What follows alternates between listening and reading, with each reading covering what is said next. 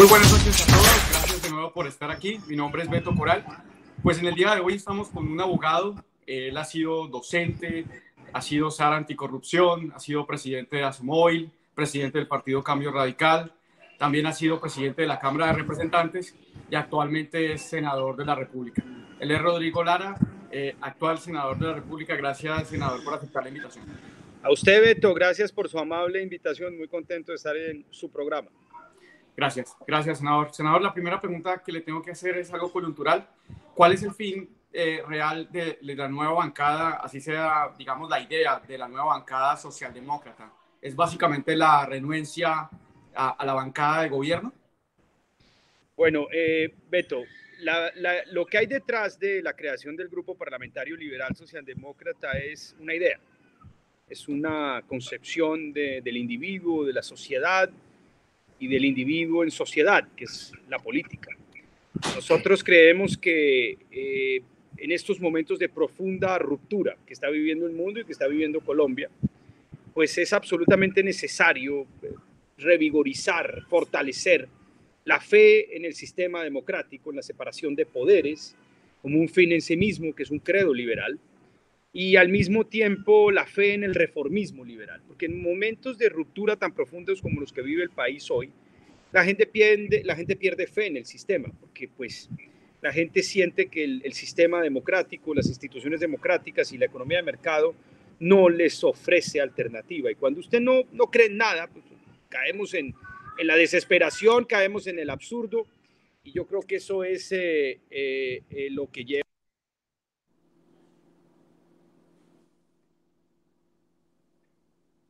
Aló. Sí. Aló, perdón. ¿Qué pasó? ¿Aló? No, se quedó un momentico en silencio, pero... Perdón. Y eso es lo que lleva básicamente a que nosotros, pues, a que la gente pierda la fe en el sistema, a que la gente, pues, empiece a criticar y sobre todo empieza así la crisis de las instituciones democráticas. Entonces, yo estoy absolutamente convencido que nosotros necesitamos, pues, el fortalecimiento de un programa y de una ideología que justamente logre eso. Fe en el credo liberal, libertad del individuo, sus garantías, la separación de poderes, la economía de mercado, pero al mismo tiempo organizado en sociedad por una idea socialdemócrata, es decir, que la sociedad se organiza sobre la base de un principio de solidaridad, en donde todos somos susceptibles de dar y todos somos susceptibles de recibir. Y esto pues marca un contraste con los modelos de gobierno de derecha o de derecha populista, que consisten básicamente en gobernar al país o gobernar naciones dividiéndolas, reviviendo permanentemente antagonismos en una sociedad, y gobiernan no regidos por un principio de solidaridad, sino inclinados, en donde el Estado está inclinado, en donde el Estado gobierna por y para pues, los sectores más pudientes de una sociedad. Y esto, por supuesto, también es distinto a la izquierda de matriz marxista, en donde pues tienen un credo de igualdad, pero pues su recetario no es liberal, su recetario es marxista. Supeditan a la democracia liberal a la realización de unos fines y en todo caso a la realización final del socialismo. Entonces me parece que esa causa y esa bandera era necesario revivirla, reiniciarla, y eso es lo que estamos haciendo con esta bancada. Así es, pero entonces, ¿usted dónde pone el ideario, por ejemplo, de la izquierda de Gustavo Petro? Porque bueno, él había hablado de eso, ya había hablado él de socialdemocracia. Pues la izquierda, lo que pasa es que la izquierda tiene una matriz marxista, no una matriz liberal. El liberalismo parte de una concepción filosófica distinta a la izquierda marxista. Lo que pasa es que los marxistas hoy, pues no se llaman marxistas. Los marxistas hoy tampoco se llaman comunistas. Se llaman progresistas o se ponen nombres distintos, pero tienen una matriz ideológica claramente marxista. Y de eso no hay nada malo. Son simplemente opiniones y posiciones en una sociedad. El marxismo es la más extraordinaria herramienta de interpretación de una sociedad, de un mercado, de una economía. El marxismo es una extraordinaria herramienta para entender las contradicciones de un sistema democrático, pero el marxismo tiene un recetario complejo y malo que no funciona correctamente, porque el marxismo al final termina está estatizando y nacionalizando. Algunos lo hacen más rápido, otros lo hacen más profundamente, pero terminan generalmente estatizando y nacionalizando porque consideran que ese es el único camino para resolver las profundas desigualdades de una sociedad. Pero, senador, interpretando sus palabras, entonces la idea de socialdemocracia que usted nos está indicando se contrapone o se diferencia a la socialdemocracia de Gustavo Petro en cuanto a que usted nos explica lo del marxismo y lo del liberalismo. ¿Esto, digamos, impide a futuro una alianza? Esto, a ver, nosotros queremos básicamente como expresión política recoger e invitar a todos los colombianos, desde los electores de Gustavo Petro hasta los electores de Álvaro Uribe. Los electores colombianos conforman una nación, a veces se dividen por opiniones, pero yo creo que la socialdemocracia logra una convergencia en ese mismo sentido. Mantiene las estructuras del Estado liberal, pero logra una sociedad mucho más equitativa y con capacidad de reformarse a sí misma. Ese es nuestro gran reto. Nosotros no tenemos vetos ni por Petro, ni por la gente de Uribe, ni por absolutamente nadie. Nosotros pretendemos constituirnos en una plataforma que pueda gobernar a Colombia en un futuro, y para gobernar a Colombia pues se debe gobernar para todos los colombianos, para la izquierda, para la derecha, para el centro. No podemos de ninguna manera ni fusionarnos, pero tampoco podemos de ninguna manera vetar a ningún sector político ni a ningún elector de los diferentes espectros políticos del país. Bueno, nos va a tocar que dejar esa discusión para después. Si la palabra progresismo viene del marxismo, ya que usted nos dice que es una manera... No viene del marxismo. Lo que pasa es que los movimientos marxistas hoy no se presentan como movimientos marxistas y el rótulo comunista desapareció. Si usted observa los movimientos de izquierda, en todas partes tienen unos nombres que no hacen alusión directo al pasado marxista o al pasado comunista. En Alemania se llama Die Linke, la izquierda, que es un término mucho más neutral. Y así sucesivamente usted encuentra que los antiguos nombres, Partido Obrero, tienden pues a reclasificarse, obviamente. Es normal, es normal, es una marca nueva. Entiendo perfectamente, aunque yo me considero progresista, no me considero en lo absoluto marxista, ni creo que me esté disfrazando. Y es que un progresista no es un marxista. Lo que pasa es que Petro, que es muy inteligente, se apropió del término. Progresismo es un término general para justamente denotar o resaltar la fe en el progresismo, que es el reformismo liberal, el reformismo social, o la fe en el sistema democrático para reformarse a sí mismo y ofrecer mejores alternativas y perfeccionar la vida en sociedad del hombre. Eso es progresismo. Lo que pasa es que nuestro querido amigo, el doctor Gustavo Petro, muy inteligentemente le puso ese nombre a su partido, y me parece que es un nombre es general, es amplio, es muy inteligente, por supuesto. ¿Y usted qué opina del capitalismo progresista de Joseph Stiglitz? Es que Stiglitz no es marxista. Stiglitz es un hombre, es un liberal socialdemócrata. ¿Y por ahí no vendría Petro? ¿Y por ahí no vendría Petro? Mire, yo le tengo aprecio a Gustavo, somos compañeros de la Comisión Primera, le tengo aprecio y lo considero un hombre muy inteligente y muy valioso. Pero pues Petro va más allá del liberalismo. Petro no puede ser catalogado como un liberal. Petro tiene formación y una influencia de pensadores marxistas que es bastante evidente, de Neri, de Gramsci, lo cual pues habla muy bien de él, porque es un hombre con inquietudes intelectuales, indiscutiblemente. Así es. Lo cierto es que los liberales que tenemos hoy en día en lo absoluto son liberales. ¿Cómo así? Los liberales, los que se dicen ser del Partido Liberal, en lo absoluto son liberales. Sí, lo que pasa es que la aridez intelectual y programática del espectro liberal es dramática. Usted observa hoy que existen, Beto, dos grandes causas ideológicas en el país.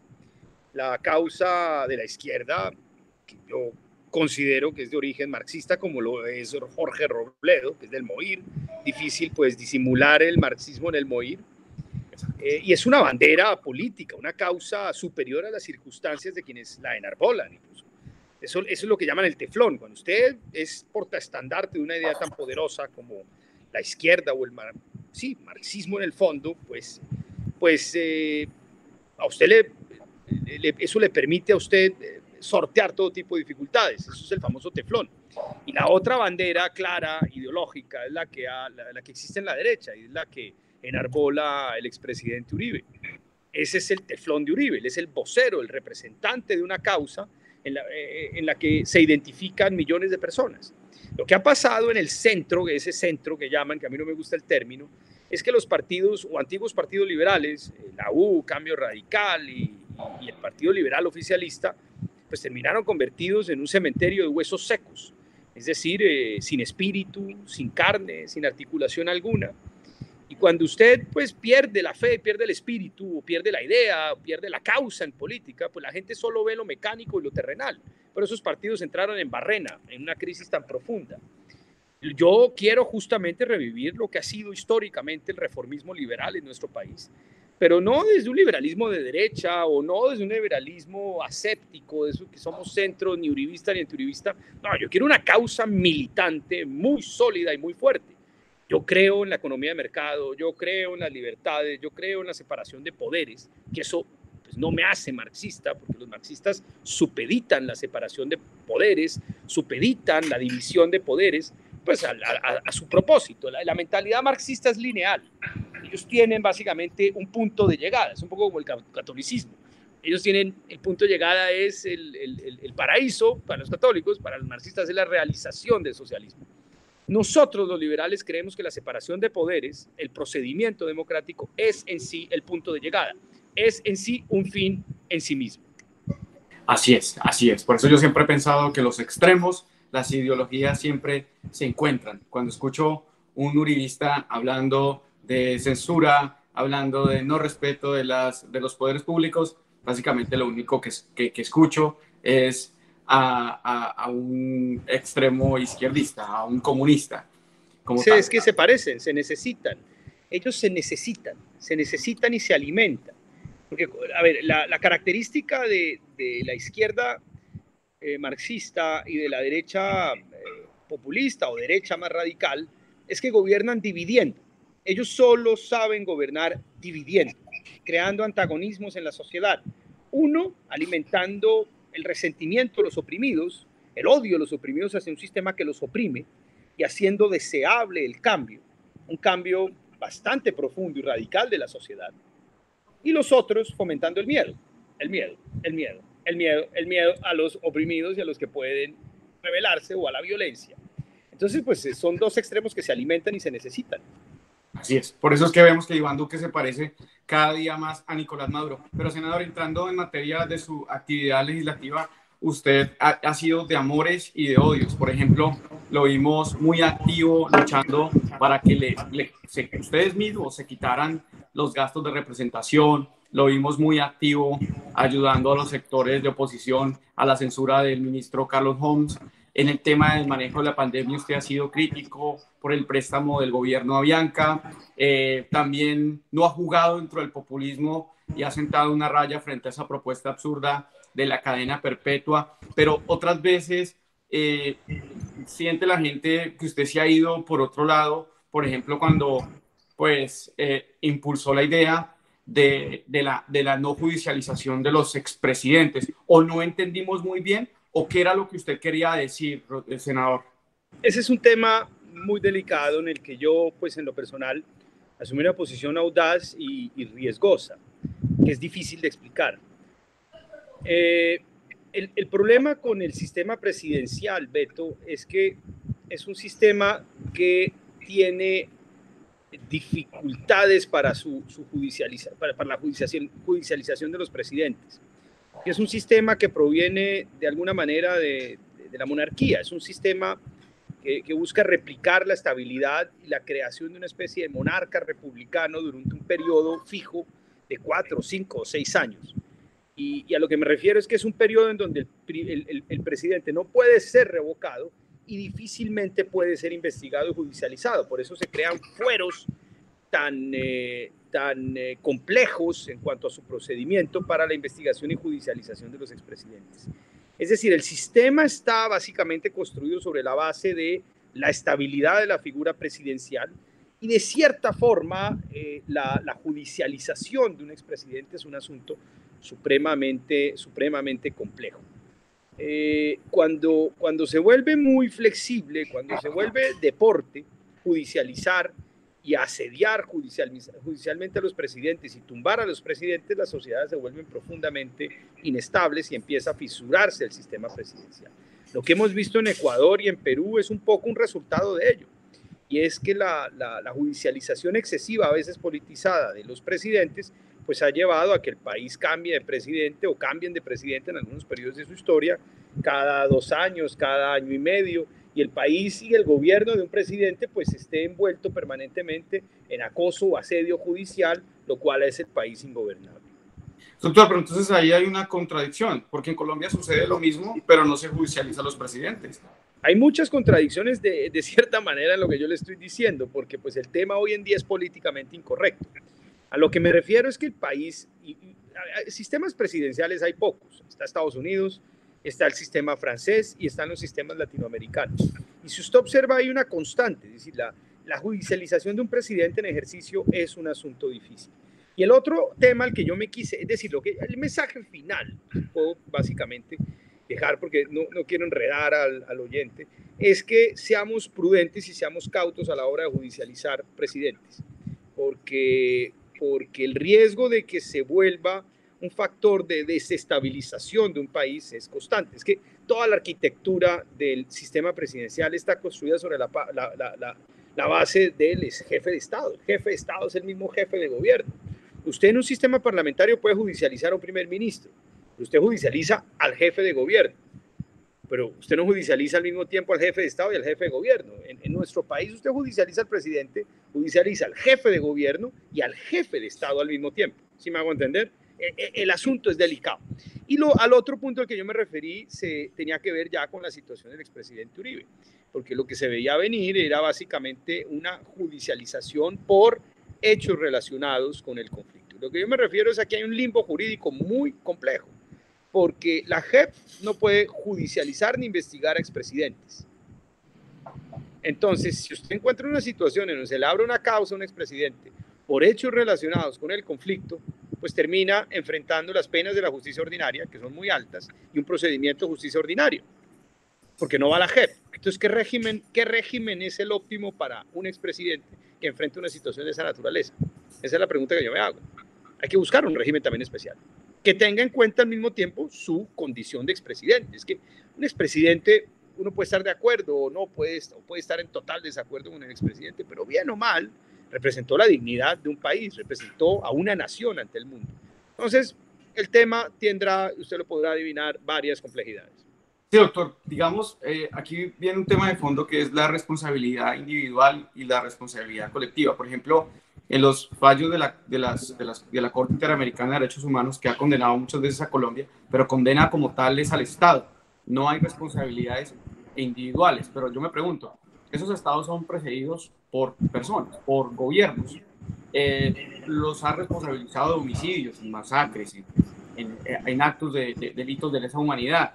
Y yo me pregunto, no hay alguien que individualmente responda por esas acciones, y si no es en cabeza del presidente, que es el que preside, valga la redundancia, el gobierno, ¿en cabeza de quién está esa responsabilidad? Lo que pasa, Beto, es que son dos tipos de responsabilidades distintas. La responsabilidad del Estado, que es en algunos ámbitos, en algunos aspectos casi objetiva, es decir, se produce la muerte de una persona por una acción, llamémoslo así, antijurídica del Estado, y el Estado responde, básicamente, por el hecho del daño causado. Pero ya en lo que tiene que ver con responsabilidades penales, el tema ya es mucho más complejo. Ahora, la responsabilidad del Estado se puede repetir contra el funcionario, pero ya la responsabilidad penal tiene que ver con la voluntad y el dolo de cometer el delito. Entonces, pues, se separan los ámbitos de responsabilidad. Perfecto, entiendo perfectamente, doctor. Cambiando de tema, usted fue funcionario de Álvaro Uribe Vélez y por ética usted renunció. Se convirtió en parte contradictor político. Usted renuncia porque usted descubre que pues, le escondieron algunos detalles en la investigación de la muerte de su papá. ¿Cómo usted recuerda ese hecho para que pues, lo traigamos a colación a las personas que están viendo este programa? Bueno, yo trabajaba muy joven, tenía 30 años, 29 años, 30 años, y fui director de la Oficina Anticorrupción. Un periodo interesante, constructivo, en donde pude aprender cosas interesantes y sobre todo, pues, observar la complejidad del problema de la corrupción en el país. Creo haberlo entendido correctamente, ver los incentivos perversos que trae el sistema administrativo y el sistema político del país. Pero pues sí, se presentó una situación donde yo presenté la renuncia básicamente por información que me llegó de Gerardo Reyes sobre el expediente de la investigación por la muerte de mi padre, en donde en efecto parte de esa información sobre el famoso helicóptero y sobre el desmantelamiento de Tranquilandia había llegado a Gerardo Reyes y esa información se la habían enviado por derecho de petición al gobierno 2-3 meses antes, y supe que no había sido informado, me molesté y al mismo tiempo dije, mire, yo, presidente Uribe, yo no puedo sacar ningún tipo de conclusión sobre esa situación en el expediente respecto a usted. Yo le agradezco mucho su confianza y me voy en los mejores términos. Simplemente creo que para mí pues es algo que pues no quiero seguir asumiendo. Y me fui de manera muy respetuosa, sin tirar la puerta de ninguna manera, despidiéndome, fui a renunciar y me fui, básicamente. No creo que haya habido descortesía alguna de ninguna manera. Doctor, ¿usted no cree que de parte de las autoridades no hubo más diligencia para investigar, digamos, relacionando el helicóptero que se encontró en Tranquilandia y que denunció su padre y que resultó ser de la familia o una de las empresas de Álvaro Uribe Vélez? ¿De las autoridades no encontró más diligencia para resolver este asunto y de qué negocios estaba inmiscuido la familia Uribe Vélez en este tema? Es un tema muy complejo sobre el que se ha hablado mucho, pero pues usted entenderá que la justicia no pudo proceder porque asesinaron hasta al ministro de Justicia. Luego la Corte Suprema de Justicia fue decapitada. Los jueces, los magistrados, los candidatos presidenciales, es decir, el poder del cartel de Medellín era mucho más allá de intimidatorio, era un poder terrorista que doblegó al Estado colombiano y pues le apuntó a la cabeza del Estado colombiano, su cabeza, y fue un desafío constante al Estado colombiano. Ahora, respecto de la situación concreta del helicóptero, pues no ha habido un pronunciamiento judicial. Yo pues no puedo sacar conclusiones como le mencionaba. El expresidente Uribe, cuando renuncié, me mandó una información mostrando que ese helicóptero se había vendido a un señor X. A mí yo por lo general soy muy prudente y muy cauto a la hora de referirme a procesos judiciales. Yo soy abogado de formación y ni me refiero a procesos, y la verdad pues tengo una formación liberal muy anclada y muy clara, y pues hasta tanto no vea fallos judiciales pues me cuesta mucho sacar juicios de valor muy categóricos.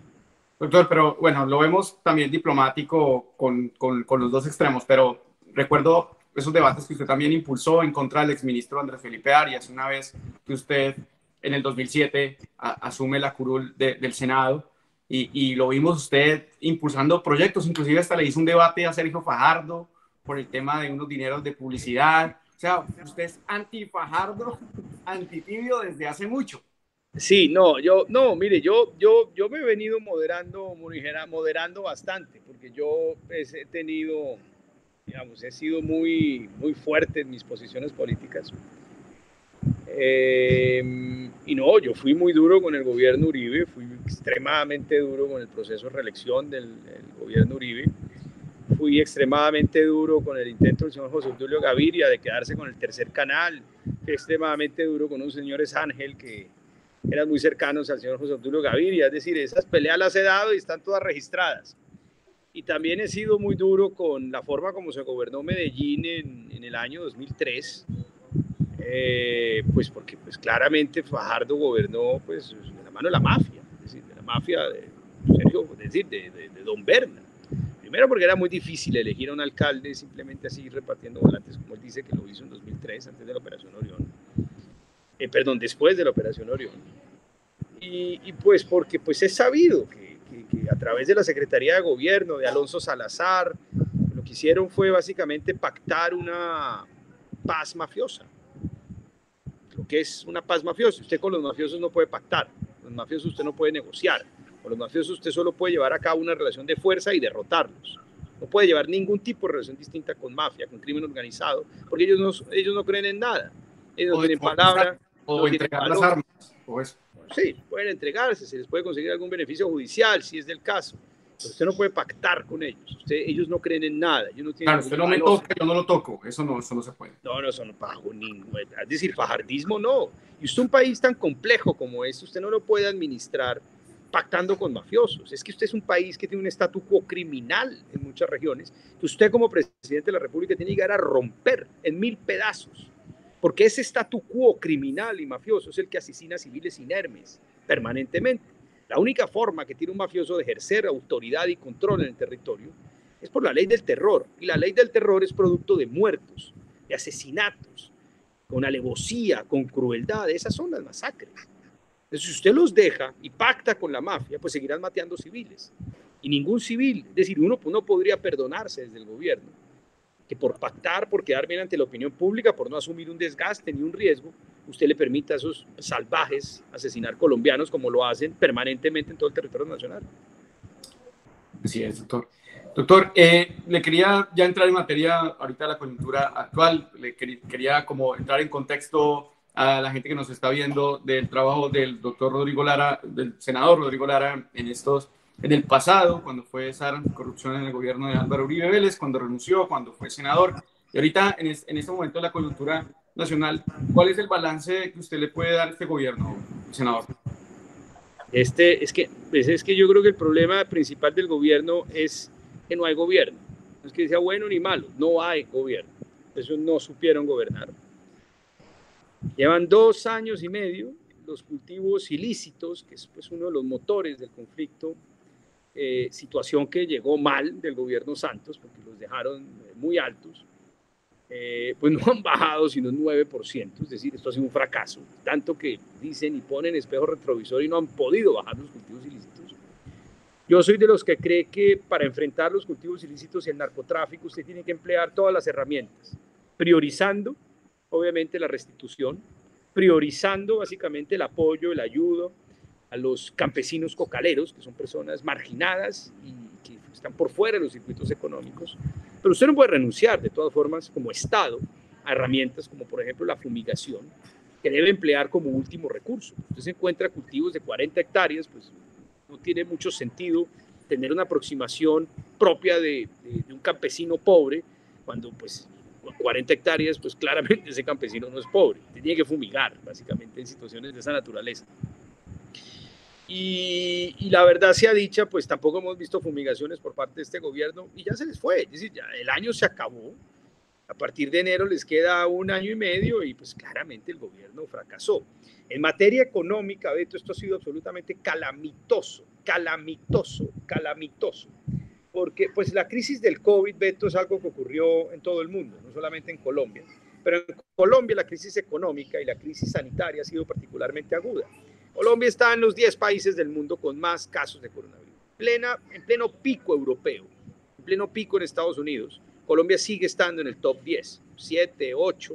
Es decir, que cuando llegue aquí el pico, la segunda ola, pues esto va a pasar ampliamente a Francia, va a pasar ampliamente a España, porque las tendencias son muy delicadas aquí en el país. Y en segundo lugar, pues en materia económica, pues la crisis es mucho más profunda que en los demás países de América Latina y mucho más profunda pues que en Europa Occidental y en Europa. Y aquí es donde vienen las preguntas sobre la idoneidad de las políticas del gobierno. El ministro de Hacienda es un hombre obsesivamente ortodoxo y obsesivamente rígido y obsesivamente austero, tal vez en el manejo de la cosa pública. Y él pensó, como buen neoconservador, como buen radical de ortodoxia económica, que esto iba a haber una crisis que iba a pasar por sí sola, que los estabilizadores naturales del mercado, empleando su jerga, harían su trabajo en su debido momento.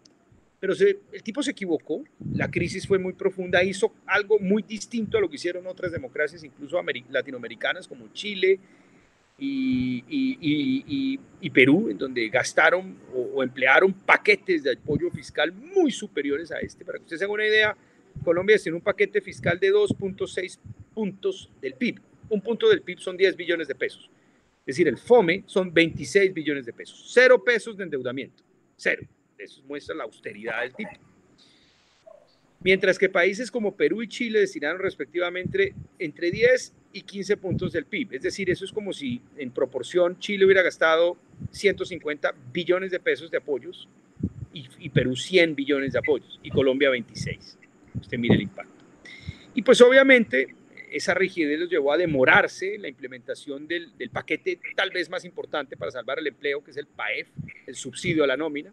Los primeros giros los hicieron 4 meses después del inicio de la crisis, cuando ya la microempresa y pequeña empresa se había reventado por la cuarentena, no tuvieron acceso a crédito.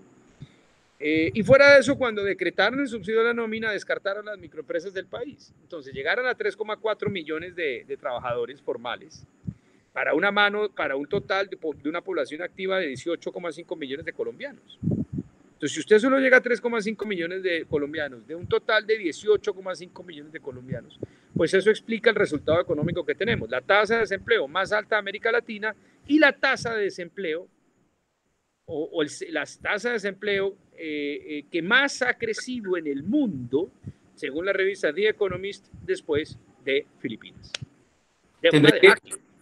Tendré que sacar este fragmento de la entrevista para poder enriquecer mi argumento frente a un posible pretexto de Iván Duque en un futuro decir que él no gobernó bien por el tema de la pandemia. Entonces, aquí, con su explicación, ya usted nos evidencia que no manejó bien los recursos, ni supo manejar la crisis económica en esta pandemia, y le agradezco por la explicación. Doctor, 2 preguntas en una sola, para que usted no piense que yo lo estoy bombardeando. No, hombre, no. Incómodas. La primera, ¿a usted le sigue pareciendo que comprar 1, 2, 100 mil votos en las elecciones de millones es una nimiedad? ¿O detrás de eso hay una declaración que tiene un contexto que, le repito, doctor, que no hemos entendido? ¿Cuándo dije eso? En una entrevista con Yamid Amad, doctor, del tema de lo de los votos con la niñez política, que es La Guajira. No, yo no dije que eso era una nimiedad. Es decir, el hecho de comprar votos es censurable. Así usted compre 1 o compre 100,000. Eso es absolutamente censurable, pues porque eso es una perversión del fundamento mismo de la democracia. Lo que yo quise decir es que, pues, mire, yo soy muy crítico de Iván Duque, pero yo no creo que Iván Duque sea un amigo de mafiosos, ni un amigo de políticos mafiosos. Es decir, Duque, a ver, me parece que el gobierno ha sido un desastre, pero yo no tengo en lo personal un concepto negativo de él como persona, en su esencia, de Duque. Me parece que de Duque es un tipo sano y que no es amigo de mafiosos. Miren, yo creo más o menos entender lo que fue la ñeñe política. Ese es un señor que no, a ver, sí, se volvió mafioso, pero su familia no era mafiosa. Su padre era amigo del papá de Iván Duque. Tengo entendido que era amigo de mi padre, el papá del ñeñe, un señor respetable de Valledupar. Tengo entendido que Iván, el presidente, perdón, pues simplemente de cierta manera heredó esa amistad del padre. Y usted sabe que a los presidentes en una sociedad en algunas sociedades tan arribistas, pues se acercan y se desviven por atenderlo y por la amabilidad. Y es gente experta en irse metiendo y se le metieron al tipo. Que le haya puesto unos votos, pues yo no creo que sean tantos como lo que dicen, porque poner votos es un trabajo muy difícil y un aprendiz o un tipo como el ñeñe, pues si los va a tratar de poner, los roban. Poner votos en cualquier ámbito es muy complejo.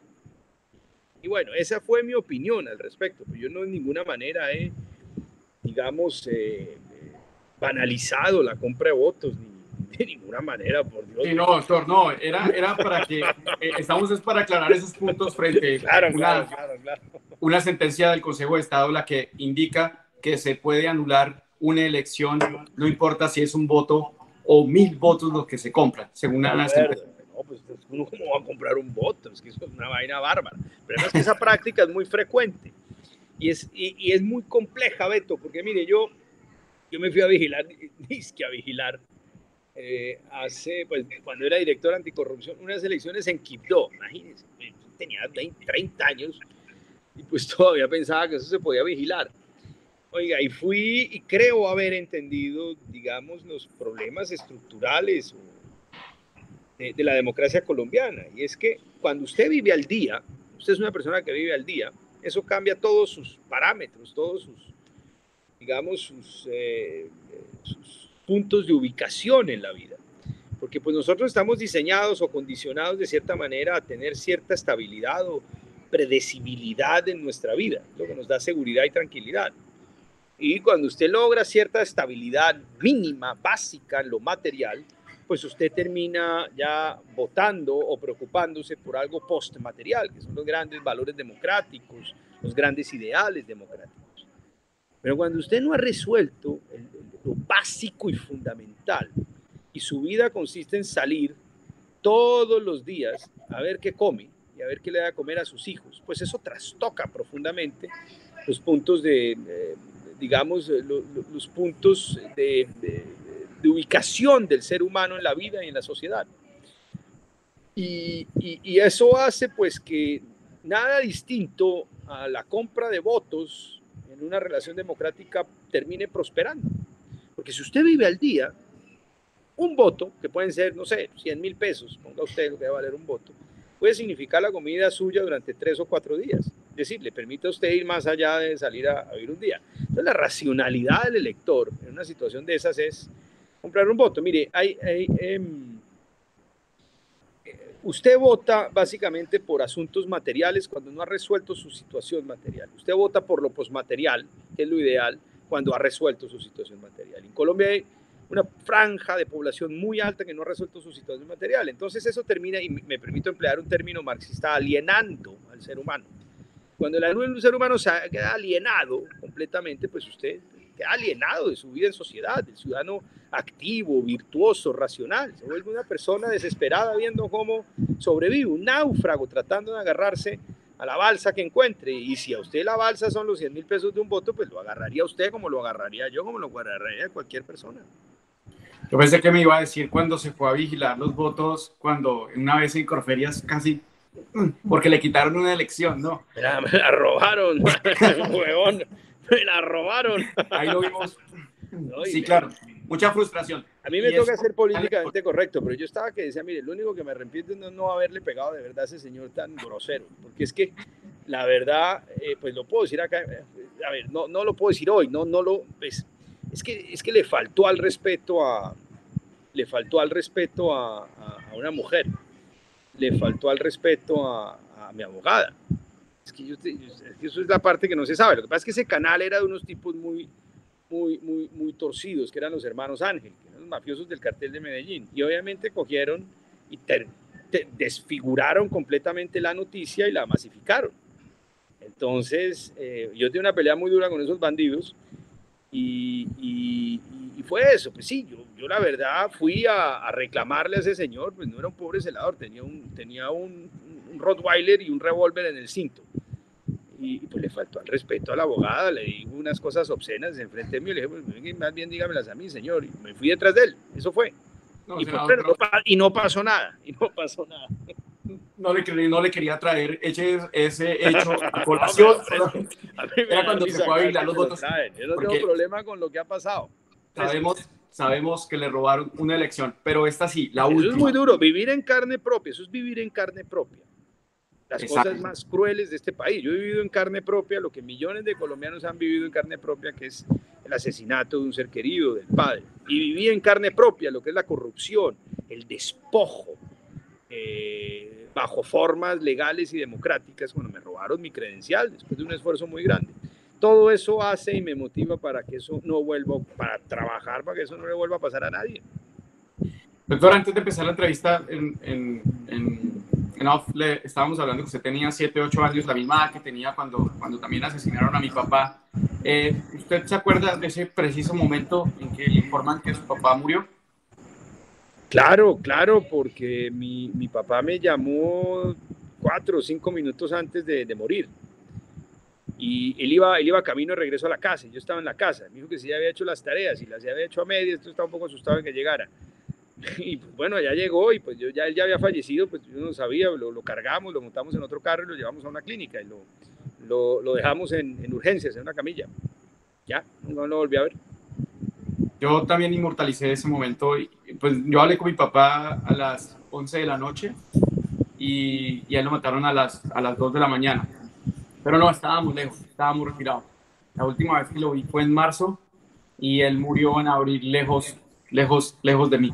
Pero Lo siento uno mucho. inmortaliza ese momento. Doctor, el crimen de su papá fue declarado de lesa humanidad, por ejemplo, el mío no. Hay casos en Colombia que evidentemente son más graves unos que otros, como la muerte de su papá, que acabó con la poca dignidad y transparencia que le quedaba a la política. Pero, ¿qué decirles a las familias de todas esas víctimas sin apellido que no tenemos la posibilidad de sacar adelante nuestros casos? Porque si en su caso hay impunidad, imagínense en los demás. Es que de nada ha servido la declaratoria de lesa humanidad porque no han avanzado un ápice en esa investigación. Esa es la típica expresión muy colombiana, ¿no? Un saludo a la bandera. Pues hasta ahora ha sido un saludo a la bandera. Eso no ha progresado realmente más allá de unas declaraciones que han solicitado. Pues es que usted puede, sí, declarar delito de lesa humanidad, pero cuando usted ya deja pasar 36 años, pues el contacto con la prueba, la inmediación con la misma, pues eso se va perdiendo y mucha gente va falleciendo, se van borrando las huellas. Es esa misma frustración que usted tiene, que tienen tanto, la compartimos. Me parece que eso después debe convertirse en un motor, en una idea para cambiar esto. Este país no puede seguir siendo un país de impunidad, de violencia impune, de violencia absolutamente impune. Esto hay que pararlo. Y esto tiene una combinación de factores. Usted tiene que lograr unos cambios estructurales en la sociedad colombiana, unos cambios estructurales en el agro. Usted necesita fomentar, romper excesivos privilegios que se materializan en privilegios tributarios, en cartelizaciones. Usted tiene que lograr una economía mucho más equilibrada, pero al mismo tiempo necesita, sin volverse un Estado represor, un Estado que usa la violencia ciega, tiene que ser un Estado que esté en capacidad de ejercer la autoridad en todo el territorio. Usted es un hijo de un hombre de la fuerza pública, de policía, usted eso yo creo que lo entiende muy bien. Una autoridad democrática que se ejerce en todo el territorio nacional y no puede haber tolerancia frente a ciertos fenómenos. Es que esto se necesita, yo creo que unos conjuntos, unas mezclas de políticas y de conceptos que deben ser virtuosos. Doctor, pero a esas personas que dicen que en el caso de Rodrigo Lara digamos, murió con la muerte de Pablo Escobar y que ahí se hizo justicia, ¿están equivocados? Es que eso es lo que quieren muchos, que el caso que se quede ahí, que el caso no prospere más allá del tipo que mataron.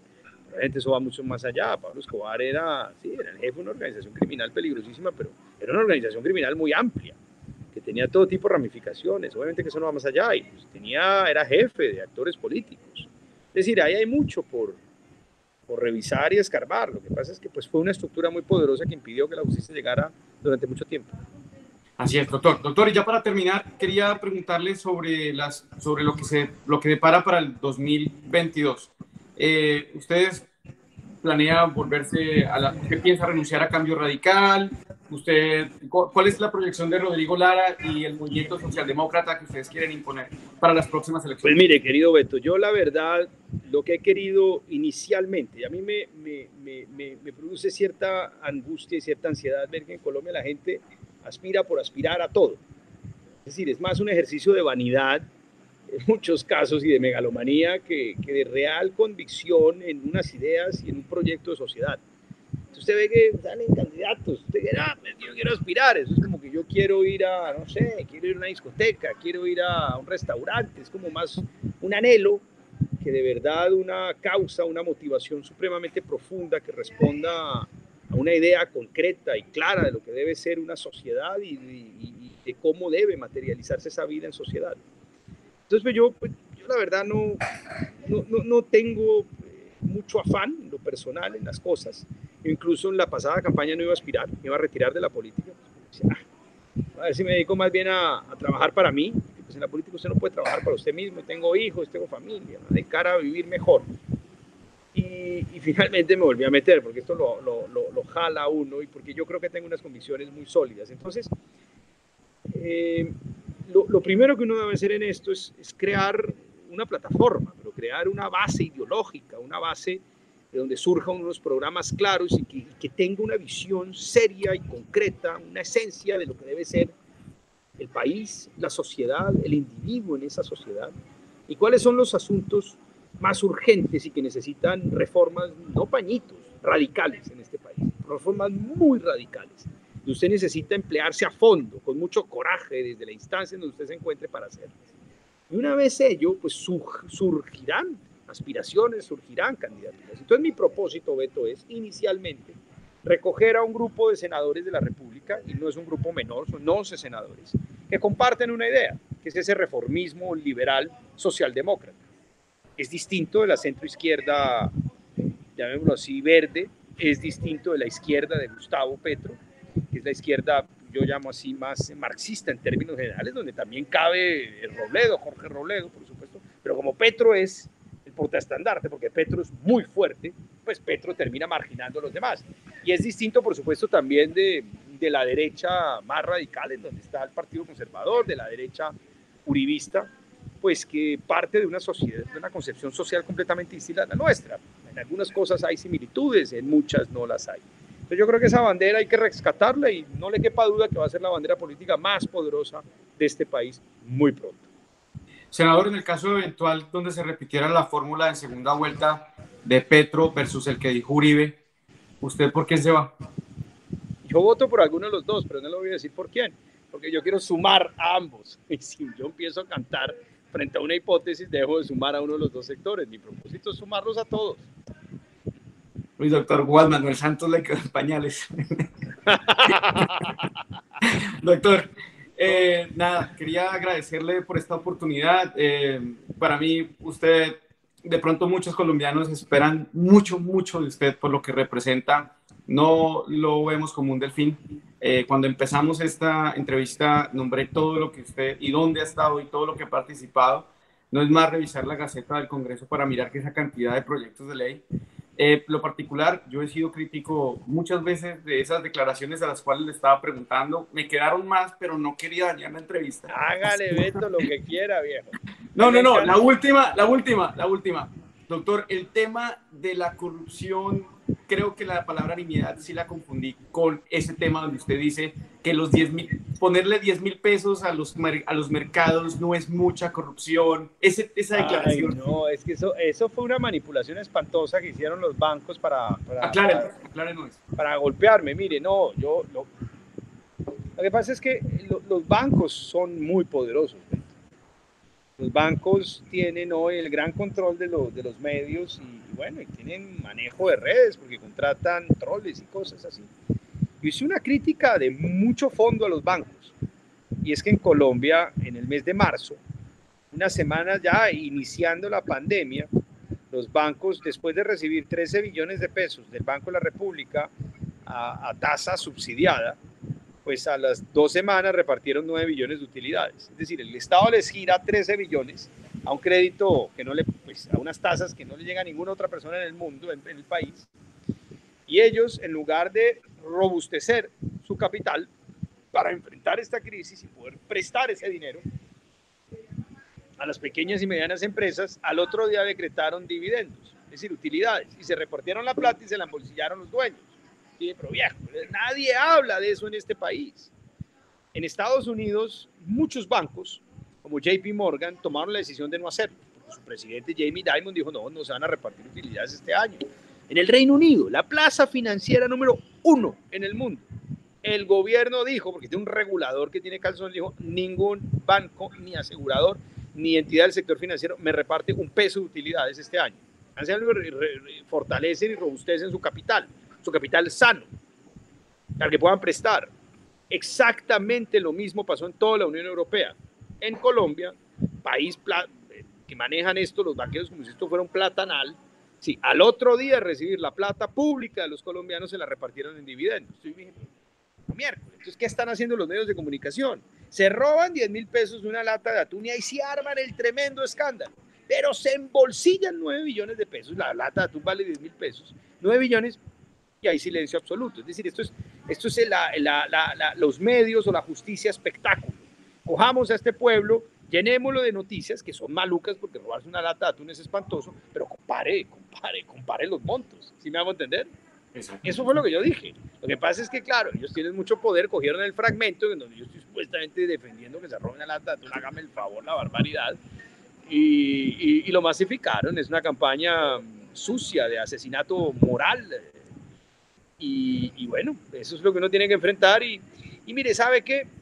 Yo le digo una cosa a veces a los colombianos: desconfíen más bien de esos políticos siempre bien comportaditos, siempre bien puestecitos, que nunca enfrentan dificultades, porque eso generalmente no habla bien del político. El político tiene que estar girando permanentemente y enfrentando candelas, enfrentando dificultades. Así lo vemos. No va a estar, tener altos y bajos, pero digamos, lo importante siempre es ser muy sincero con los colombianos. Exactamente, así lo vemos muchos, doctor, como un político a veces demasiado directo y en el punto que genere polémica.